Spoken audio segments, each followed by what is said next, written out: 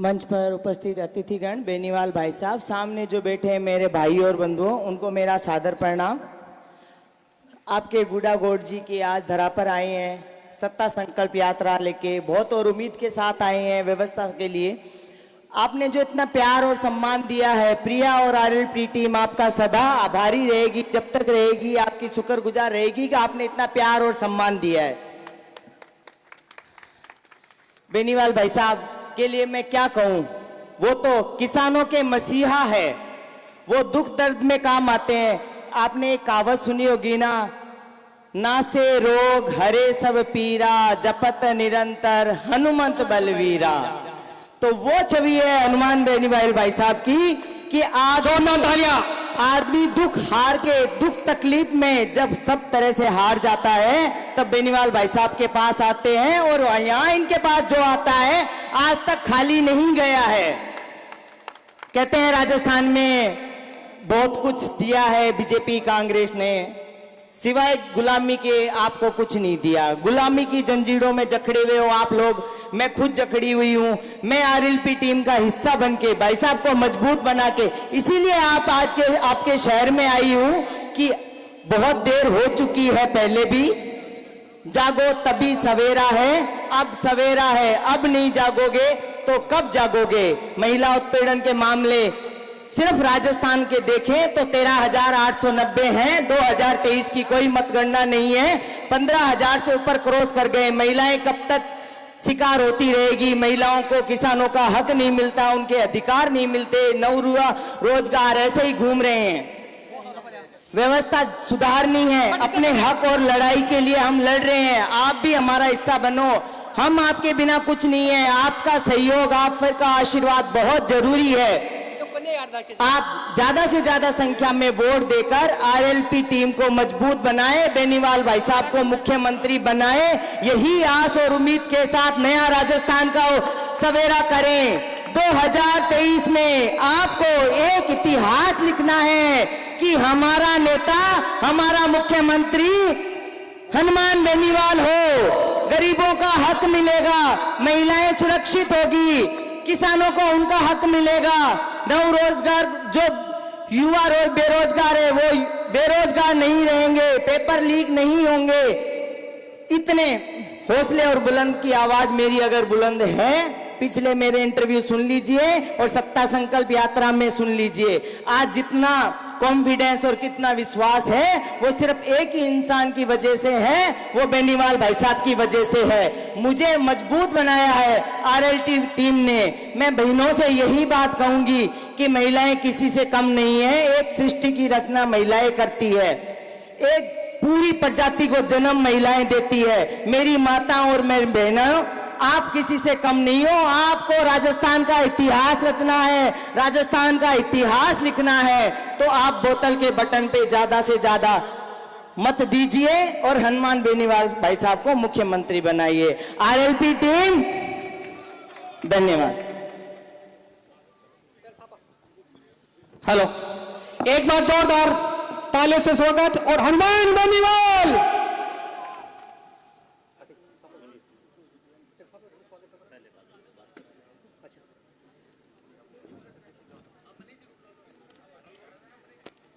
इसी बीच हमारे बड़े भाई साहब मनीष जी। राम राम साहब, एक दो नारे लगाओगे आप मेरे साहब? जय बोलो वीर तेजा जी महाराज की जय, रामसा पीर की जय, सालासर बालाजी की जय। उपस्थित युवा साथियों, सम्मानित बुजुर्गों, मित्रों, सबसे पहले गुड्डा की पावन धरा पे आदरणीय हनुमान जी बेनीवाल, आरएलपी के सुप्रीमो और लोकप्रिय सांसद, संसद के अंदर जो किसानों की आवाज, एकमात्र सांसद, जितने भी सांसद है किसान कौम से तो मेरे ख्याल में 35-40 सांसद हैं वहाँ, और अपने आसपास से ही 4-5 सांसद होंगे, पर जो किसानों की बात हर मुद्दे पे बोलते हैं और हर लड़ाई लड़ते हैं, जिन्होंने सिर्फ एक छोटी सी बात के लिए एनडीए को यहाँ राजस्थान के अंदर राज को छोड़ दिया, तो ऐसे आदमी का अपन सब लोग यहाँ तालियां बजा के, दोनों हाथ उठा के आप सम्मान करो, जो पूरे समाज, कौम और किसान, शोषित, पीड़ित, दलित की आवाज लड़ाई लड़ रहा है। बाकी तो सब लोग बिके हुए हैं, आप सब लोगों को जानते हो। अपने यहाँ तो बिल्कुल हालत खराब है। अपने तो यहाँ जो नेता हैं वो धंधे में लगे हुए हैं, कोई पत्थरों को तोड़ रहा है, कोई बजरी के धंधे में लगा हुआ है, कोई नेता कोई नहीं है यहाँ, आपस में लड़ा के और अपना उल्लू सीधा कर रहे हैं। अपने को आपको पूरी तरह से बेनीवाल साहब को मजबूत करना है और यहाँ से राष्ट्रीय लोकतांत्रिक पार्टी को जिता के इनको मजबूती प्रदान करनी है। एकमात्र सांसद है जो चाहे अग्निवीर का मामला हो, महिला पहलवानों का मामला हो, कोई भी बात हो, चाहे कोई दलित पीड़ित हो, किसी का एनकाउंटर हो जाए, किसी को पीट दे, तो उसके लिए सुनने वाला एकमात्र रास्ता नहीं हिंदुस्तान में अगर कोई आदमी है तो आदरणीय हनुमान जी बेनीवाल हैं। और बेनीवाल जी मजबूत होंगे तभी अपन मजबूत होंगे। बेनीवाल जी कमजोर हो गए तो आप सोचो आप सब लोग खत्म हो गए। इसलिए आपको एमपी साहब को मजबूत करना है। अगर एमपी साहब की एक पसीने की बूंद पड़ेगी तो हम यहाँ खून की नदियां बहा देंगे। जय हिंद, जय भारत। अब शेखावाटी की परंपरा के अनुसार हनुमान जी बेनीवाल का इस उदयपुर वाटी की धरती पर साफा पहनाकर स्वागत करेंगे जगदीश जी जांगीर, पूर्व सरपंच भाटीवाड़, बांजी गढ़वाल, छावसरी। आप आगे आए और एमपी साहब का साफा पहनाकर स्वागत करें और इन्हीं के साथ माला पहनाकर स्वागत करेंगे रामनिवास जी खटकड़, महावीर जी मीणा, फूलचंद जी ओड़ा, हनुमान जी ओड़ा, आमीन जी चौबदार, अमन चौहान युवा नेता, दौलत जी मेला, ये सब माला पहनाकर एमपी साहब का स्वागत करें। और राजस्थान की आन बान शान को प्रतीक साफो है जो आज अठे गुडा में आप सब पर आए हो। एक बार दोनों हाथ ऊपर उठाकर जोरदार ताड़िया के साथ हनुमान बेनीवाल, विकास हनुमान बेनीवाल। मनीष जी, विकास जी, आप वो बड़ी वाली माला पहनाकर साहब का स्वागत करें। ये जिनके नाम बोले हैं और 101 किला से ज्यादा किया माड़ा, नवरात्रा के माँ दुर्गा का आशीर्वाद, वीर तेजा जी को आशीर्वाद, सभी देवी देवता को आशीर्वाद, सेवा ने अभिनंदन करने हाँ आपाए पत्रकार बंधु देश दुनिया में लाइव दिखा रहा है। पूरा राजस्थान, भारत और दुबई, सऊदिया, मस्कत जठे अपना बेटा बैठा है, भाई बैठा है, भाई पल ने जी रहा है अद्भुत पल। आदरणीय शिवनाथ जी गिल प्रभु चरणा में बैठा है, पावन पला ने जी रहा है। एक बार सब आदमियों को डॉक्टर विकास गिल जी किसान की मेहनत को प्रतीक आज जेड़ी देकर सम्मान हनुमान जी बेनीवाल साहब को, डॉक्टर विकास जी गिल और साथ में एडवोकेट मदन सिंह जी गिल साहब और आपने सब किसाना को, खेती हर को, अन्नदाता को सम्मान है। सैकड़ा पत्रकार बंधु लाइव इन्हें दिखा रहे हैं। अब इसी स्वागत की श्रृंखला में अंतर्राष्ट्रीय बॉडी बिल्डर प्रिया जी मेघवाल का चुनरी उड़ाकर स्वागत करेंगे डॉक्टर वंदना जी गिल व सरिता जी। कोई भी शुभ काम में आपा भाण ने, बाया ने, बेटिया ने चुनड़ी उड़ा करवा को सम्मान करा चाहिए। जोरदार तालियों से स्वागत करें। आपने सबकी ओर से सम्मान।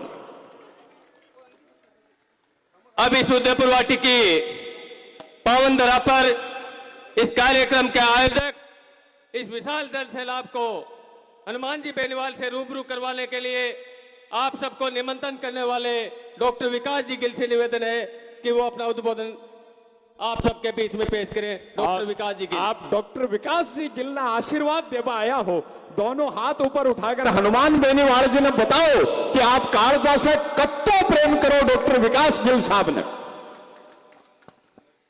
आज हमारी उदयपुर वाटी की धरती धन्य हो गई।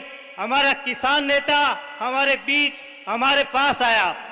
हनुमान जी भाई साहब, हमारे बुजुर्ग कह रहे थे कि डॉक्टर साहब एक बार हनुमान जी ने बुला दो, एक बार बान देख तो जा, नहीं यहीं चला जाऊंगा। हनुमान बेनीवाल भाई साहब का उदयपुर वाटी की धरती पे, शहीदों की धरती पे, रामदेव जी, कन्नीराम जी की धरती पे बहुत बहुत स्वागत। बहन प्रिया मेघवाल, दौलत जी, मनीष जी, महेंद्र जी, सम्मानित मंच और सबसे सम्मानित आप लोग जो हनुमान बेनीवाल की रीढ़ है, हनुमान बेनीवाल की ताकत है, आप लोग हनुमान बेनीवाल की ताकत है। आप लोगों के यहां पर आने का बहुत बहुत आभार। आज पूरे राजस्थान में हनुमान बेनीवाल वो आदमी है जिसने एक सपना सोचा, एक किसान के बेटे ने एक सपना सोचा कि एक नए राजस्थान का निर्माण हो, एक नया राजस्थान बने, एक ऐसा राजस्थान बने जो भय मुक्त राजस्थान हो, हमारी बहन बेटियां रात को 12 बजे भी आराम से घूम सके। ऑफिस में कोई बूढ़ा बाबा जाए तो अफसर खड़ा होके पूछे कि बाबा आप किस काम से आए हो। टोल मुक्त सड़कें हो, पेपर लीक बंद हो। अग्निवीर की बात करता है तो हनुमान बेनीवाल करता है, पेपर लीक की बात करता है तो हनुमान बेनीवाल करता है, हमारी पीड़ित पहलवान बहनों की बात करता है तो हनुमान बेनीवाल करता है, किसान बिल की बात करता है तो हनुमान बेनीवाल करता है। हनुमान बेनीवाल के अलावा आप बताओ कोई और दूसरा नेता आपकी बात करता है क्या? अगर आप लोग हनुमान बेनीवाल की ताकत बनेंगे, हनुमान बेनीवाल का साथ देंगे, उसका साहस बनेंगे, तो नए राजस्थान के निर्माण को कोई नहीं रोक सकता। अब बात थी व्यवस्था परिवर्तन की। हनुमान बेनीवाल ने एक सपना देखा कि पूरे राजस्थान में एक नई व्यवस्था परिवर्तन हो। और भाई साहब हनुमान जी, मैं आपको बताना चाहता हूं कि 200 विधानसभा में उदयपुर वाटी वो विधानसभा है जिसको व्यवस्था परिवर्तन की सख्त जरूरत है। हमारे यहाँ 20 साल से इस तरह का लूट खसोट का खेल चल रहा है, पूरे राजस्थान में कहीं नहीं होगा। विकास के नाम पे 20 साल में एक भी काम नहीं हुआ। पूरे झुंझुनू जिले में पानी आ गया, लेकिन कुंभाराम लिफ्ट के नाम पे पहले पूर्व मंत्री ने और उससे पहले पूर्व विधायक ने पीठ थपथपाली की हम पानी लेके आ रहे हैं और पानी को खेतड़ी तक छोड़ दिया। अगर वो पानी आ जाएगा तो हमारे यहाँ पहाड़ी बेल्ट में जो पानी की बहुत बड़ी समस्या है वो खत्म हो जाएगी। ये लोग पानी लाना नहीं चाहते क्योंकि पानी की उस एरिया का चुनावी मुद्दा है। अगर पानी आ गया तो चुनावी मुद्दा खत्म हो जाएगा। बार बार उस पानी को लेके, नाम को लेके उधर के वोटों को बटोरते रहते हैं। और यहाँ पे जो अवैध खनन का काम चल रहा है, आज हनुमान बेनीवाल के कदम पड़ गए उदयपुर वाटी में। मैं आपको बता देता हूँ कि आप देख लेना, कल से यहाँ के जो भी वसूलियां हैं सारी बंद हो जाएगी। आज हनुमान बेनीवाल उदयपुर वाटी में आए। मैं आप सब लोगों से निवेदन करता हूं कि आप हनुमान बेनीवाल को विश्वास दिलाएं कि हनुमान बेनीवाल के सपने को आप साकार करने में उनकी मदद करेंगे। एक किसान का बेटा जिसने अपने सारे सुख त्याग दिए, हनुमान बेनीवाल चाहते तो मंत्री पद कभी भी ले सकते थे, राजस्थान में ले सकते थे, केंद्र में ले सकते थे। परोसी हुई थाली को ठोकर मार दी किसान बिल के लिए। हनुमान बेनीवाल आपके सपनों को साकार करने के लिए अपना सारा सुख त्याग रखा है। आप हनुमान बेनीवाल के एक बार मदद करें। 2023 में बोतल के निशान पे जब आप बटन दबाएंगे, एक एक बटन से हनुमान बेनीवाल की ताकत बढ़ेगी। और अगर आप और दूसरा बटन दबाएंगे तो आप जानते हैं किन की ताकत बढ़ेगी। वही मिलाजुली का खेल चलेगा पूरे राजस्थान में जैसा चलता आ रहा है, एक बार कांग्रेस एक बार बीजेपी, मिलाजुली का खेल। इस बार आप लोग मन बना लें कि इस बार आपको व्यवस्था परिवर्तन में हनुमान बेनीवाल का सहयोग करना है, एक नए राजस्थान का निर्माण करना है, एक नई उदयपुर वाटी का निर्माण करना है। हनुमान बेनीवाल जिसको भी इशारा करे आप लोग उसकी मदद करें और एक नए राजस्थान के निर्माण में उनका सहयोग करें। हनुमान बेनीवाल पूरे लोकसभा में एक आदमी है जो आपकी आवाज उठाता है। अगर आप लोगों ने इस कोहिनूर को कमजोर कर दिया तो इस तरह का नेता आपको आने वाली पीढ़ी में नहीं मिलेगा। और आने वाली पीढ़ी आपसे पूछेगी, जब आप संघर्ष कर रहे थे, हनुमान बेनीवाल संघर्ष कर रहा था, तो आपने उसकी मदद क्यों नहीं की? आने वाली पीढ़ी को अगर आप आज हनुमान बेनीवाल के साथी नहीं बनेंगे तो आपको जवाब देना मुश्किल हो जाएगा कि हनुमान बेनीवाल के संघर्ष को आपने साथ क्यों नहीं दिया। आज हनुमान बेनीवाल एक नए राजस्थान की बात कर रहा है। आज आप लोगों को छोटी छोटी बातों पे धरना देना पड़ता है। युवाओं को छात्र संघ के चुनाव की जब बात आई, हनुमान बेनीवाल ने अपने कीमती 30 दिन निकाल के युवाओं के अधिकार के लिए जयपुर में एक सम्मेलन बुलाया। और किसी भी नेता ने किसी भी युवा की बात करी क्या? युवाओं को खाली वोट बैंक समझते हैं, किसानों को वोट बैंक समझते हैं। और एक अकेला हनुमान बेनीवाल है जो युवाओं और किसानों की बात कर रहा है। पेपर लीक के मामले में हनुमान बेनीवाल बात करते हैं, अग्निवीर की हनुमान बेनीवाल बात करते हैं, किसान बिल की हनुमान बेनीवाल बात करते हैं। और पूरे राजस्थान में कहीं भी अत्याचार होता है तो हनुमान बेनीवाल सबसे पहले पहुंचने वाला आदमी होता है। और आप लोगों को पता है कि जब हर जगह का दरवाजा बंद हो जाता है तो हर आदमी की आखिरी उम्मीद होती है कि हनुमान बेनीवाल के पास एक बार अगर हम मिल लेंगे तो शायद हमारा काम हो जाएगा। और मैं आपको विश्वास दिलाता हूं और मेरी जानकारी में है कि आज तक हनुमान बेनीवाल के दरवाजे से कोई खाली हाथ नहीं लौटा। आप लोग हनुमान बेनीवाल की ताकत बने। आपको ऐसा नेता, ऐसा किसान नेता, ऐसा युवा नेता, आप लोगों के लिए 24 घंटे काम करने वाला 36 कौम का नेता दूसरा नहीं बने मिलेगा। आप इस आदमी को कमजोर मत होने देना।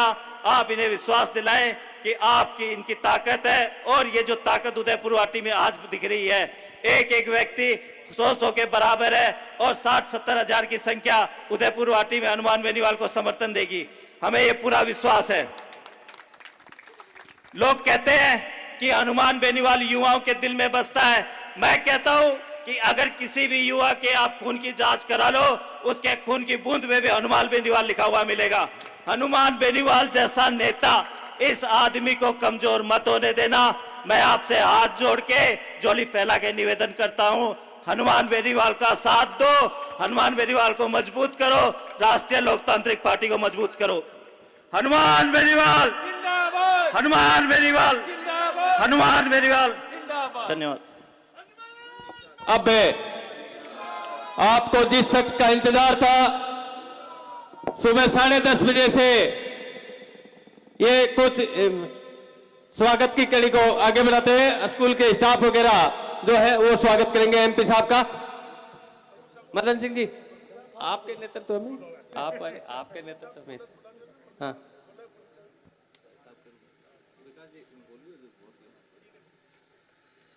पिछले काफी समय से उदयपुर वाटी के इस सभा स्थल पर आप जिनका इंतजार कर रहे थे, राजस्थान में 36 कौम की लड़ाई मजबूती से लड़ने वाले उत्तरी भारत के सबसे बड़े किसान नेता, शोषित, दलित, पीड़ित प्रत्येक वर्ग की आवाज को सड़क से लेकर देश की महापंचायत तक उठाने वाले नागौर सांसद बड़े भाई हनुमान जी बेनीवाल अब इस सभा को संबोधित करेंगे। जोरदार तालियों से स्वागत करें। हनुमान जी बेनीवाल जिंदाबाद, हनुमान बेनीवाल जिंदाबाद। धन्यवाद।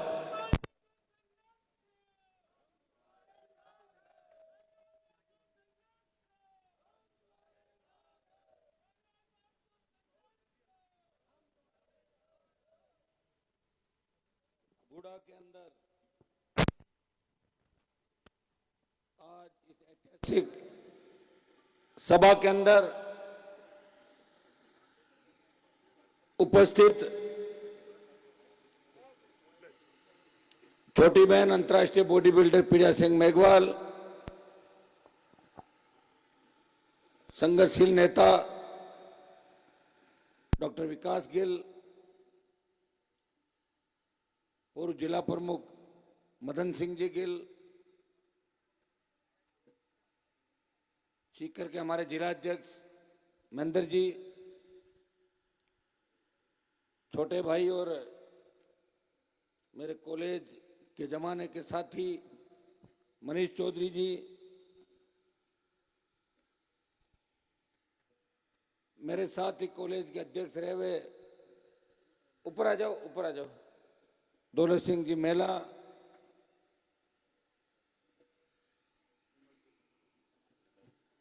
विनोद जी गिल, हमारे नागौर से ही रिटायर्ड हुए तहसीलदार जी खिचड़ साहब, और राम राम करो खिचड़ साहब, यहाँ पे मेरे वहीं लास्ट नौकरी करके आए थे मुंडवा के अंदर। आइए, सबसे पहले तो आरएलपी परिवार को, डॉक्टर साहब विकास जी को और पूरी उदयपुर वाटी विधानसभा क्षेत्र की गुड़ा की टीम का हृदय से आभार प्रकट करता हूं, अभिनंदन करता हूं कि आपने ऐतिहासिक कार्यक्रम का आयोजन किया। थोड़ा आने के अंदर देरी हो गई थी, लेकिन मुझे पता है कि मैं जिस धरती पे कार्यक्रम करने के लिए जा रहा हूं, उस धरती ने अगर राजस्थान के अंदर जागीरदारों के खिलाफ आंदोलन चला के अपने प्राण न्यौछावर किए, वो करनी रामदेव की भूमि है, वो उन शहीदों की भूमि है जिन्होंने नेताजी की फौज से लेके 62, 65, 71 की लड़ाइयाँ और कारगिल की लड़ाइयों के अंदर संघर्ष करते हुए अपने प्राण न्यौछावर किए और भारत माता को हमेशा बुलंद रखा, आज़ाद रखने का अगर काम किया तो शेखावाटी के किसान के बेटों ने किया। 2-4 जोरदार जयकारों के साथ मेरी बात शुरू करूंगा। बोले तेजाजी महाराज की, बोले सालासर दरबार की, शाकंभरी माता की, ये सारी बोलनी है क्या, जम्बाई माता की, देवनारायण भगवान की, उबली बालाजी की, पीर बाबा की, राम साहब पीर की, बाकी तो नहीं रही कोई। ठीक, जरूरी है जहां जाए तो वहां का जयकारा भी बहुत आवश्यक है, क्योंकि जयकारे लोक देवताओं की वजह से कोई जाति नहीं होती, लेकिन लोक देवताओं को भी जातियों में बांटने लग गए, इसलिए कोई देवता पीछे नहीं रह जाए। तमाम जगह कहते हैं लिस्ट बना के दे दो, एक जय के साथ जितनी जयकारें लगा दो ताकि लोगों के अंदर जोश बरकरार है।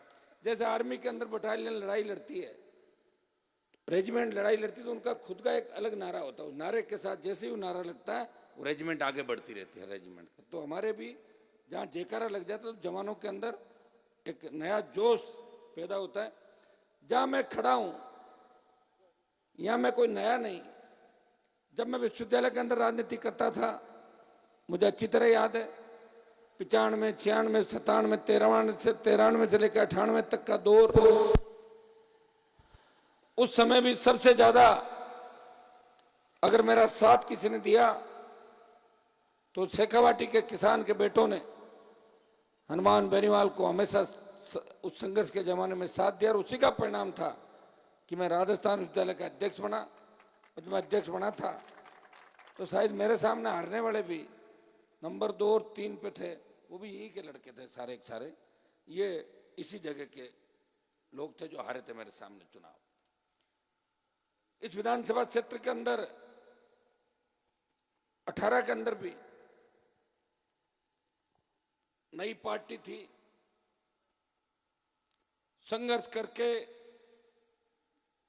हुंकार के माध्यम से इस प्रदेश के किसान को कर्ज मुक्त करने की आवाज उठाई देश के अंदर, और कर्ज मुक्ति, किसान कर्ज मुक्ति के आंदोलन को अगर हवा मिली, नागौर, बाड़मेर, सीकर, बीकानेर, जयपुर की रैलियों के बाद मंदसौर के अंदर बड़ा किसानों का आंदोलन हुआ, किसानों ने सीने पे गोलियां खाई और कर्ज माफी के आंदोलन को देश के अंदर हवा दी।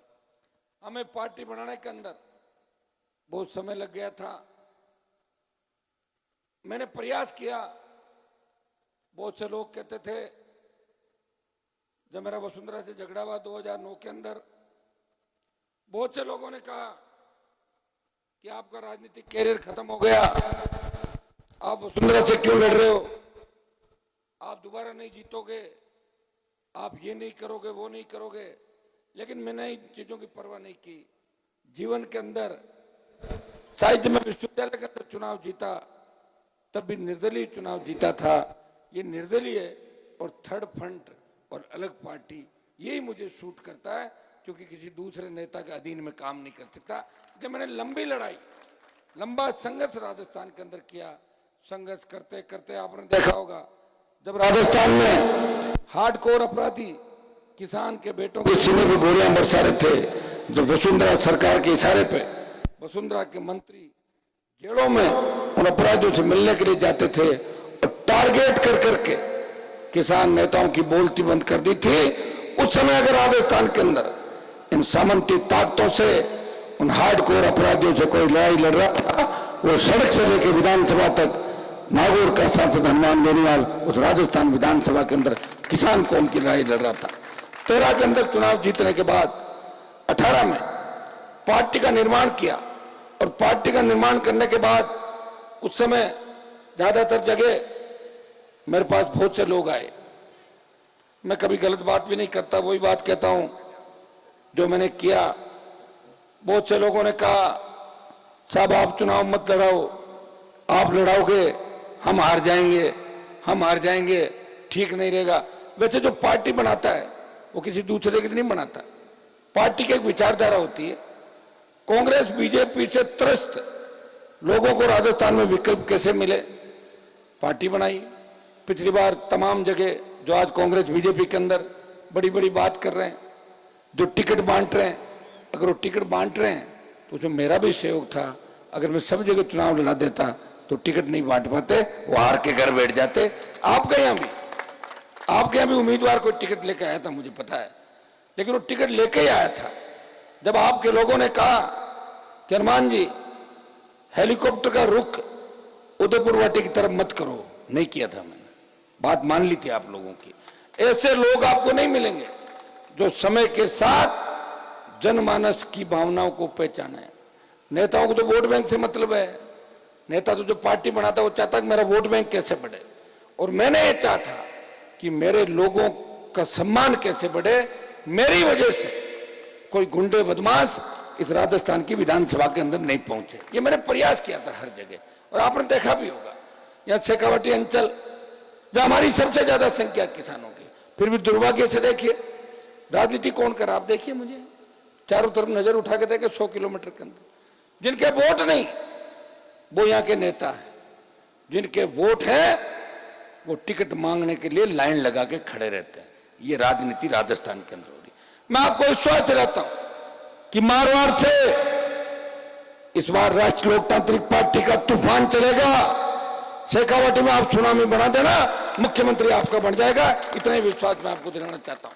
मैंने पूरे राजस्थान को नापा है। उपचुनाव के अंदर बल्लभनगर उदयपुर के अंदर जहां कोई सोच नहीं सकता कि आरएलपी जैसी पार्टी बीजेपी की जमानत जब्त कराएगी, बल्लभनगर के अंदर जब हमारे उम्मीदवार चुनाव लड़े, डांगी समाज से थे, पाटीदार समाज से, 50,000 वोट लेके भारतीय जनता पार्टी को चौथे नंबर पर धकेला, और दरियावत के अंदर बीटीपी आरएलपी का समर्थित उम्मीदवार बीजेपी को तीसरे नंबर पर धकेलता है। सरदार शहर का जो ताजा चुनाव था या सुजानगढ़ का चुनाव, खींवसर में आरएलपी की जीत और साड़ा के चुनाव ने साबित कर दिया राष्ट्रीय लोकतांत्रिक पार्टी मारवाड़ की पार्टी नहीं है, वो राजस्थान के किसानों और जवानों के दिलों में बसने वाली पार्टी है, वो सर्व समाज की पार्टी है। 3 विधायक जो जीत के गए उनमें 2 शेड्यूल कास्ट के विधायकों को जीता के अगर राजस्थान की विधानसभा में ले गया, वो राष्ट्रीय लोकतांत्रिक पार्टी का आपका भाई हनुमान बेनीवाल था। बसपा से एक भी विधायक शेड्यूल कास्ट का जीत के नहीं गया। बसपा के नाम से वोट ले लिए थे, चिन्ह ले लिया, और जीतने के बाद कांग्रेस पार्टी भाग गए थे 6 के 6। यही घटना 2008-9 के अंदर हुई थी। 6 जीते थे, हाथी को पीछे छोड़ गए और कांग्रेस पार्टी के अंदर भाग गए। हाथी की सवारी से आए और दूसरी सवारी कर ली जाके। ये हालात इस राजस्थान के अंदर थे। भाइयों, आपने देखा होगा कि 25 सांसद राजस्थान से आते हैं। झुंझुनू का सांसद भी किसान का बेटा है, शिखर के बाबा जी भी किसान है, चूरू के भी किसान पुत्र हैं। देश में जब किसान तकलीफ में थे, इस बात को गौर से सुनना आप, किसान आंदोलन पंजाब के किसानों ने शुरुआत करी थी। पंजाब राज्य के अंदर किसानों ने बड़ा संगठन बना के और लंबा आंदोलन वहां पे किया। उसके बाद पंजाब के किसान दिल्ली कूच करने के लिए आगे बढ़े। हरियाणा के भाइयों ने उनका साथ दिया, क्योंकि हमारा और उनका डीएनए जो जर्सी के, उनका डीएनए एक था। उन्होंने कहा कि जब हमारे भाई सड़क पे हैं, हम उनका साथ देंगे, और हरियाणा ने साथ दिया, उत्तर प्रदेश साथ आया, दिल्ली साथ आया, लेकिन राजस्थान में हलचल नहीं थी किसान आंदोलन की। पता ही नहीं था कि कोई किसान आंदोलन भी हो रहा है क्या राजस्थान के अंदर। मेरे पास तमाम किसान नेताओं ने कहा, हनुमान जी, हमने हमेशा लड़ाई लड़ी देश के अंदर, हरियाणा, उत्तर प्रदेश, दिल्ली, और ये सही बात है। इतिहास के पन्नों में अगर संघर्ष की बात करेंगे तो उन लोगों ने, हमारे बुजुर्गों ने बड़ी लड़ाइयां देश को बचाने के लिए लड़ी। हमने भी लड़ाइयां लड़ी, लेकिन हमसे ज्यादा लड़ाई उन लोगों ने लड़ी। हमारे जो भरतपुर के महाराजा ने सबसे बड़ी लड़ाई, अगर देश के अंदर जो अजय योद्धा के रूप में माने जाते, भरतपुर के ही राजा थे। उन लोगों ने कहा कि अगर आप राजस्थान के अंदर किसान आंदोलन को खड़ा कर दो और दिल्ली जयपुर का NH-8 जाम कर दो और गुजरात मोदी का दिल्ली से कनेक्शन काट दो, तो मोदी सरकार झुक सकती है और किसान कौम की जीत हो सकती है, तीनों बिल वापस हो सकते हैं, और हम सब मानेंगे कि राजस्थान के किसानों का ऋण हमारे ऊपर है। हमारे नेताओं के जंग लग गई, जो लोकसभा के अंदर बैठे हैं, यूपी, हरियाणा, दिल्ली के नेता भारतीय जनता पार्टी कांग्रेस के, उनके जंग लग गई, इसलिए आपको लड़ने के लिए आना है। भाइयों, मैं चाहता तो मोदी सरकार के अंदर कैबिनेट का मंत्री बन सकता था, लेकिन जब भाइयों को तकलीफ के अंदर देखा, मैंने किसी से राय नहीं ली, बच्चों को पूछा क्या करना चाहिए। उन्होंने कहा भाई साहब हमें मोदी की थाली को ठोकर मारनी चाहिए और अपने भाइयों को साथ देना चाहिए।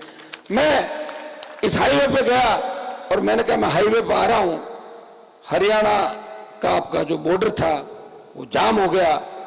पहले दिन में 10,000 लोग लेके गया, 10 दिन बाद जब मैं गया तो 50-60 हजार की संख्या थी। और 70 दिन सड़क पे बैठ के एनडीए की सत्ता को छोड़ के और मुकाबला किया। वो नागौर का एकमात्र सांसद था, 24 सांसद भारतीय जनता पार्टी का जयकारा करते थे, वो किसान कौम की जय बोल के सड़क पे बैठा था। जब अग्निवीर आया, अग्निपथ योजना लागू हुई, शेखावाटी के सबसे ज्यादा जवान सेना के अंदर जाते हैं। मेरे घर के सामने नागौर के अंदर स्टेडियम है, बच्चे हमारे भी बहुत ज्यादा आर्मी के अंदर जाते हैं। आपने कारगिल की शहादत देखी होगी, शेखावाटी मारवाड़ के अंदर बराबर लोगों ने शहादत दी थी, चाहे नागौर है, बीकानेर है, जोधपुर है, बाड़मेर है, सीकर, झुंझुनू, भरतपुर, इन चूरू, इन्होंने सबसे बड़ी शहादत, शेखावाटी की पहली जो कारगिल की पहली शहादत थी, उसमें आपके और हमारे बच्चे थे जिन्होंने पहली कारगिल की शहादत दी थी। बच्चे जब अग्निपथ आया, बच्चों ने कहा भाई साहब कोई नहीं सुनेगा। मैंने कहा मैं लड़ाई लड़ूंगा चाहे कितनी लड़नी पड़े। पहले ही दिन झंडे के साथ अगर कोई पार्टी अग्निपथ का विरोध करने के लिए देश में आ गई, वो राष्ट्रीय लोकतांत्रिक पार्टी थी, जिसने लोकसभा के अंदर 1 दर्जन वार से ज्यादा इस अग्निपथ का विरोध किया। ऑल पार्टी मीटिंग के अंदर प्रधानमंत्री को बार बार कहा ये अग्निपथ वापस लीजिए।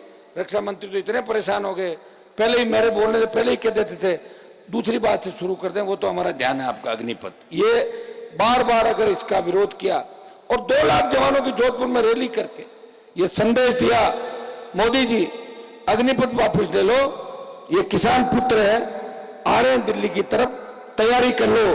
तो पहले अग्निवीर 25% सेना में रखने की बात थी और 75% वापस भेजने की बात थी। डरी हुई मोदी सरकार ने 50% अग्निवीर को एडजस्ट करने की बात करी और अब 50 पे बात आई, 50 वापस जाएंगे। मैं विश्वास दिलाता हूं कि लोकसभा चुनाव से पहले पहले हम एक बार दिल्ली की ओर चलेंगे और उस दिन अग्निपथ वापस हो जाएगा। यह सेमीफाइनल है राजस्थान का।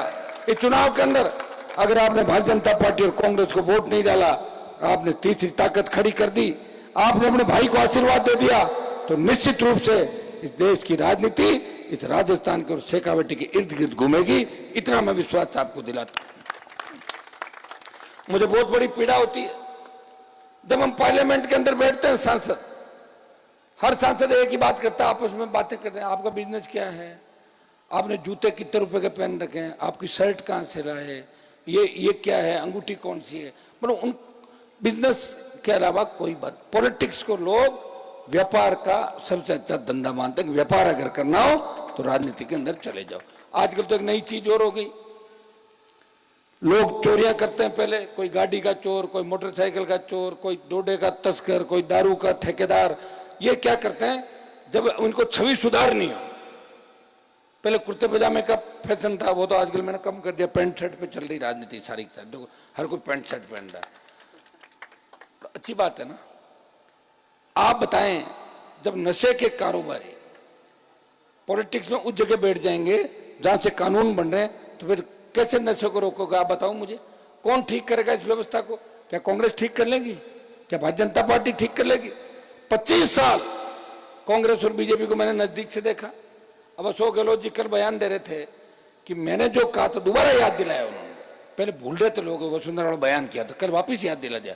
बोले मैं तो ये कह रहा था वसुंधरा को आप बख्शो, मतलब वो चारा ये कह दूं कि भूल नहीं गए लोग, वापिस याद दिलाया कि मैंने बयान दिया था। उन्होंने कहा कि जब मेरी सरकार गिर रही थी तो वसुंधरा ने मेरी सरकार बचाई थी। ये सही बात है।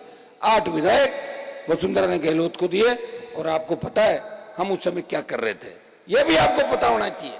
जब 18 के अंदर 3 विधायक जीत के राष्ट्रीय लोकतांत्रिक पार्टी गई, मेरे पास सचिन पायलट आए, उन्होंने बोला हनुमान जी आप अगर मेरी मदद कर दो तो किसान का बेटा, गुर्जर समाज का बेटा राजस्थान का मुख्यमंत्री बन सकता है। मैंने कहा मुझे क्या करना पायलट साहब, गुर्जर भी तेजा जी की जय बोलते हैं, हम भी बोलते हैं, मैं कर दूंगा मदद। बोलो, बोले प्रेस कॉन्फ्रेंस करके इतना सा कह दो कि अगर पायलट को सीएम बनाते हैं तो आरएलपी के तीनों विधायक कांग्रेस के साथ है। मैंने तुरंत ही कर दी, मैंने कहा भेजो प्रेस वालों को, मैं तो रेडी बैठा हूँ भाई, गुजर में हमारे कोई अंतर नहीं। प्रेस कॉन्फ्रेंस करके बोल दिया। दोबारा जब सरकार गिर रही थी, जबकि आपको पता है कि मैं इस तरह नहीं था कि दिन में पायलट, शाम को गहलोत, रेट भाव कितना क्या दे रहे हो कर रहे हो, ये धंधा लोग कर रहे थे राजस्थान के अंदर। अब आपकी लाल डायरी तो जिसकी गूंज पूरे देश के अंदर है, अब आप बताओ यार कौन सी लाल डायरी, क्या लिखा हुआ, अगर लिखा हुआ था तो फिर अगले पन्ने क्यों नहीं आए डायरी के, बताओ मुझे। क्योंकि अगले पन्नों के अंदर पहले पन्नों में कांग्रेस और अगलों में भारतीय जनता पार्टी थी पूरी, जो गहलोत से मिलकर लेन देन कर रही थी। और जो लाल डायरी ले गए वो क्या कर रहे थे आप बताओ, वो भी तो यही काम कर रहे होंगे ना, तभी तो लाल डायरी उनके पास आई, हमारे पास तो नहीं आई लाल डायरी। मैं आपको कहना चाहता हूं कि आज ये उदयपुर वाटी के अंदर, नीम का थाना के अंदर इतना अच्छा माइनिंग का इलाका, अगर सरकार चाहे तो किसान मालामाल हो सकता है। उनको पट्टे दे सरकार, खेतों में पट्टे दे। आज सोना, चांदी, तांबा, तेल ये तो सरकार ले ले, लेकिन बजरी, रेत, चाइना क्ले, जिप्सम, सैंडस्टोन ये छोटा मोटा किसानों के लिए छोड़ दें। आपके यहाँ आप इतने डरते हो, मेरे वहां लोग डरते कम है। आपके तो बिजली का बिल भरते होंगे, सारे लोग भरते हैं ना, हमारे उधर कम भरते हैं बिजली का बिल। और माइनिंग का तो बिल्कुल देखते ही सामने हो जाता है कि माइनिंग तो हमारी खुद की, और सही बात है। इलीगल माइनिंग वो होती है जो पड़ोसी के खेत से उठा के ले आओ। खुद के खेत में क्या इलीगल होगी बताओ मुझे। पेट भरने के लिए कुछ करना पड़ेगा कि नहीं करना पड़ेगा। जो खेत का पत्थर निकालने में जोर किया था, किसी अधिकारी को बोलो या नेता को बोलो पत्थर खोद के दिखा दे, खोद सकता है कि शाम तक। किसान अपने परिवार का पेट पालने के लिए अगर वो अपने खेत में माइनिंग करके 1000-2000 रुपए कमा के अपने बच्चों को पढ़ा लेता है, वो इलीगल माइनिंग नहीं है। ये आपकी पैरोकारी इस देश की लोकसभा और विधानसभा के अंदर है। किसान को जो लोग चोर कहते थे कि किसान बिजली की चोरी करता है, मैंने कहा चोरी किसान नहीं करता, चोरी अधिकारी करते हैं। किसान की पूरी बिजली माफ कर दो तो 98-2000 के अंदर जब कंपनियां बनी थी राजस्थान के अंदर, 23 साल में कंपनियों का घाटा हो गया 150 लाख से ज्यादा करोड़ का घाटा। और पूरी किसान की बिजली माफ कर देते तो 70-80 लाख के अंदर ही आ जाती सारी। 7-8 हजार 10 हजार करोड़ का पूरा बिजली किसानों की माफ कर दो। पैसा कौन खाता है इसके अंदर? मंत्री, सरकार के लोग। बिजली की खरीद फरोख्त, रोज नए ठेके लेना, कोई रिकॉर्ड नहीं। ये बिजली के अंदर आपने देखा होगा रिकॉर्ड नहीं होता कहीं भी। जबानी जमा खर्च है। पोल ले जाओ, तार ले जाओ, कौन सा आ रहा है, कौन सा जा रहा है, ट्रांसफार्मर की प्लेट बदल दी, कौन जांच करेगा? टाइम किसके पास है? तो सबसे ज्यादा किसानों को चोर कहने वाले लोगों को मैंने कहा कि चोर किसान नहीं है, किसान अन्नदाता है। अगर आवश्यकता पड़ गई, कनेक्शन नहीं हो रहा है और खुद में एडजस्टमेंट कर लिया तो कौन सा पाप हो गया बताओ मुझे। मेरे वहां तो है ही नहीं कनेक्शन, ऐसे ही चलाते थे पूरे। विधानसभा में एक बार बोला मंत्रियों ने कि आपके तो 2000 कनेक्शन फर्जी चल रहे हैं। मैंने कहा 2000 नहीं 20,000 चल रहे हैं, जाओ रोक दिखा लो। रोक लिए थे क्या? वो सुंदरा बोल रही थी कि आप तो आपराधिक प्रवृत्ति के हो, तो मैंने कहा गिरफ्तार कर मुझे, और नहीं तो तेरी जगह मैं बैठता हूं तो एमएलए इधर आ, मैं भी यही गिरफ्तार करता हूं विधानसभा के अंदर। तो ये कहने के लिए बहुत कलेजा चाहिए। मैंने देखा, मैं विधानसभा में पिटा नहीं था, पीट दिया था। आपके विधायक जी को पीटते हुए देखा मैंने। मैं अगर वहां होता तो मैं उनको बचाता, पीटने नहीं देता, क्योंकि विधायक होता है। और जब साथी को कोई पीटा तो साथी को आगे बीजेपी के लोगों ने चढ़ा दिया कि आप तो जाओ, और गए और बीजेपी वाले बाहर चले गए। बोले बढ़िया काम होगा, जूता पड़ रही है। अब बताओ कितनी बड़ी विडंबना, कितनी बड़ी पॉलिटिक्स। अब नहीं समझने वाले नहीं समझते इस बात को, और समझने वाले समझ जाते हैं। लेकिन हमें एक चीज का ध्यान रखना चाहिए कि काजल की कोठरी के अंदर रह के अगर कोई दाग किसी के नहीं लगा। मैं भी, ये आप देखिए ईडी आ रही है आपके शेखावाटी के अंदर। टीडी शायद यहाँ नहीं पहुंची थी, आई थी क्या टीडी कम आई, तो ईडी आ गई है वापस। लक्ष्मणगढ़, सीकर पूरा नाप तोप कर लिया। पूरा नागौर के अंदर घुस गई। आसपास के कांग्रेस के नेताओं के जो पार्टनर साथी थे, ईडी सीबीआई चुनाव के टाइम, अब जो चुनाव नजदीक आएंगे एसीबी सीआईडी सीबी केस मुकदमे में डराने की कोशिश करेंगे। मेरे तो रोज सरकार ऐसी पीछे पड़ी कि 1-2 मुकदमे रोज दर्ज कर लेते हैं। जहाँ जहाँ चलते 1-2 पीछे पता लगता है रात को कि 1 मुकदमा दर्ज हो गया। मैंने कहा होने दो भाई, जो भी होना है, क्योंकि जब जीवन ही समर्पित कर दिया। आपके लिए लड़ते हुए एक बार सजा भी हो गई थी, जिसमें आपने देखा होगा। फिर ईश्वरी कृपा से बरी हो गए। अब अगर हम लड़ेंगे नहीं, आपके लिए सड़कों पर नहीं बैठेंगे, तो कैसे आपको न्याय दिलाएंगे बताओ मुझे? फिर तो लोकतंत्र बचेगा ही नहीं। लोकतांत्रिक व्यवस्था यही है कि जनता के लिए, जनता के प्रतिनिधियों को लड़ाई लड़नी पड़ती है, और लड़ाई लड़ते हुए अगर सरकार के लोग इस तरह करने लग जाए तो ये निरंकुशता हो गई। जो निरंकुशता मोदी की देश के अंदर चल रही है, मीडिया वही बात छापेगा जो प्रधानमंत्री चाहेंगे, मीडिया वही दिखाएगा बार बार जो मोदी जी चाहेंगे। मुझे बताएं कि 2014 के बाद एनडीए के माध्यम से बीजेपी सरकार के अंदर आई। हमारे जैसे में तो छोटा नया दल था, पंजाब से लेकर महाराष्ट्र तक, बिहार तक कितने किसान नेताओं के कंधे पे बंदूक रख के धीरे धीरे भारतीय जनता पार्टी आगे बढ़ी। अगर अकेले में दम होता तो एनडीए क्यों बनाती? अकेली लड़ती भारतीय जनता पार्टी। एनडीए के फिर साथियों को बार बार निकालते खुद की संख्या 303 कर ली और एनडीए वालों की क्या हालत कर दी, ये भी आप देख रहे हो। लेकिन 14 के अंदर और 19 में उम्मीद जगी थी कि मोदी की सरकार बनेगी तो सादत कम होगी, किसी किसान के बेटे को सीने पे गोली नहीं मिलेगी, हिंदुस्तान का बेखौफ इस पूरे देश के अंदर होगा। दुर्भाग्य से देखिए 2014 से 23 के अंदर सबसे ज्यादा अगर सादत हुई है, सबसे ज्यादा सैनिकों को मौत के घाट चाइना, पाकिस्तान और दूसरे आतंकी हमारे संगठन और अंदर की जो हमारी देश की आंतरिक सुरक्षा को लेके जो हमले हुए, उसमें सबसे ज्यादा सैनिकों ने सादत दी है। तो फिर कहां है प्रधानमंत्री जी? देश को कहां लेके जा रहे हैं? कारण मैं भारत को आगे लेके जा रहा हूं। कोविड के टाइम 50 लाख लोग चले गए, कहां व्यवस्था थी बताएं? सबसे ज्यादा अगर कोविड में मौतें हुई वो हिंदुस्तान के अंदर हुई। गाय हमारा सबका था, बीजेपी वाले तो गाय का नारा लगा के सत्ता के अंदर आए, जय गौ माता, जय गौ माता। चंदा भी इसी नाम का करते थे, मंदिर और गाय दो के नाम से चंदा करते थे। मंदिर तो बढ़ने के नजदीक है, लेकिन लंपी में गौ माता ने दम तोड़ा, एक सांसद इनका नहीं बोला। उस समय लंपी राजस्थान में ज्यादा नहीं थी, कुछ जगह आई थी। मैंने जब मामला उठाया तो 5-6 एमपी हंस रहे थे। मैंने कहा तुम हंसो मत, तुम्हारा इलाज हो जाएगा, गाय माता कर देगी तुम्हारा। फिर बाद में कह रहे यार लंपी तो सब जगह आ गई, ध्यान नहीं था उनको। बाबा जी वगैरह ध्यान थोड़ी रखते हैं, तो दूसरे कामों का ध्यान रखते हैं। बाबा जी मेरे हिसाब से जंतर मंतर से काम चलाते हैं, मुझे तो ऐसा लग रहा है। क्यों? उनके पास कोई ऐसी शक्ति होगी जिसको सुर घुस कर देते हैं, उसे हो जाता काम। हमें तो लड़ना पड़ता है। तो टिकट बाबा जी का भेष, और आप ये किस्मत के लोग हैं, इसलिए टिकट कैसे मिले, टिकट की चिंता करते। या मैंने शेखावटी के अंदर देखा कि हमारे वहां तो लोग किन किन परिस्थितियों में लड़े। आप बहुत आगे हो हमसे एजुकेशन के अंदर। हाँ, जमीनें वहां ठीक होगी, लेकिन वो नहरें थोड़ी है। ये तो 15-20 साल से ट्यूबवेल खोद के लोग पैदावार करके थोड़े बहुत आगे हैं। एजुकेशन के अंदर शेखावाटी 50 साल आगे मारवाड़ से, लेकिन आज राजनीतिक रूप से मारवाड़ बहुत मजबूत है। बोतल का चिन्ह जहां जाएगा, कॉन्स्टिट्यूंसी में जो भी वोट होगा अपने आप पड़ जाएगा उसके अंदर, वो एक वोट भी पीछे नहीं रहेगा। ये मारवाड़ के अंदर है। यहाँ तो दिक्कत देखो, आप टिकट का वेट कर रहे हैं, हर किसी मुझे और फोन करें, अरे साहब थोड़ा ध्यान रखिए मुख्य की बात को, बोले कोई टिकट गड़बड़ मत दीजिए, अपन ला हार जेला। तो अपन ला है कोना तो बताओ, मनता समझो कौन है अपने वाले? तो वो है जो सत्ता में, मैं चाहता हूँ अपने लोग सत्ता पे बैठ जाए, कब्जा करे, सिंहासन इंतजार कर रहा है। अरे 2nd number, 3rd number, 4th number तो हमेशा ही रहते हैं। 52 से लेकर आज तक क्या क्या हम लोगों ने बताओ मुझे? कप प्लेट तो कभी उठा लो, कौन मना कर रहा है? इसके कोई मना कर रहा है कि किसी की आवश्यकता है क्या परमिशन लेने की? सत्ता के शिखर पे हमारे लोग कैसे बैठे?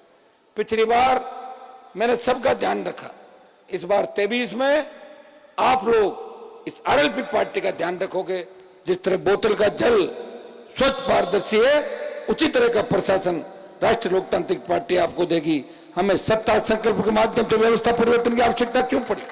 अगर किसी किसान के ढाणी के अंदर 10 लाख की चोरी हो जाए, पुलिस चोर को पकड़ती है और चोर को पकड़ के बरामदगी करती है 2 लाख रुपए, वो खूब घूमता है। हम कोशिश करते हैं, पुलिस वाले कहते हैं इसको मारेंगे तो हम जेल चले जाएंगे। साहब क्या करें, 2-3 लाख पुलिस खुद रख लेती है 10 लाख में से, और 5 लाख रुपए ही वापिस, उसके बाद तो 2 लाख आता है। ये व्यवस्था हमें बदलनी है। सड़क पे तोड़ नहीं देंगे। हमारे बच्चे बेरोजगार तंग आके आत्महत्या कर रहे हैं, किसान कर्जे के बोझ के तले आत्महत्या कर रहा है। ये हालात जो राजस्थान की बे अपराध भ्रष्टाचार, इसको खत्म कौन करेगा? इसके लिए हमें सत्ता का संकल्प लेके इस व्यवस्था परिवर्तन के अंदर मेरा साथ देना है।